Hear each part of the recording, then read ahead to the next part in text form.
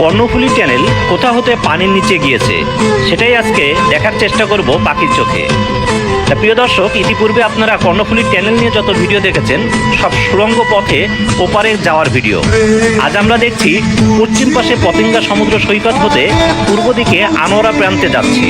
টানেলটি শুরু হয়ে ইতিপূর্বে মাটির নিচ দিয়ে চলে গেছে এবং সামনে দূরে দেখতে পাচ্ছেন এটা বঙ্গোপসাগর থেকে একটি অববাহিকা বাম দিকে প্রবেশ করেছে শহর মুখে। আর এটাই হলো কর্ণফুলী নদী, যেই নদীর তলদেশ দিয়ে ওপারে প্রায় 3.32 কিলোমিটার দৈর্ঘ্যের দক্ষিণ এশিয়ার প্রথম কর্ণফুলী নদীর তলদেশে নির্মাণ করা 18 থেকে 31 মিটার গভীরে নির্মিত মেগা প্রজেক্টের একটা এই কর্ণফুলী টানেল।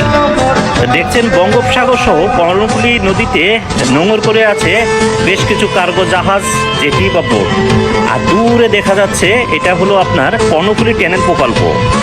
নদীর তলদেশ দিয়ে নির্মিত এই সড়কটি হলো 2টি টিউবের মাধ্যমে, যার ভিতরে 2টি করে 4টি লেন আছে।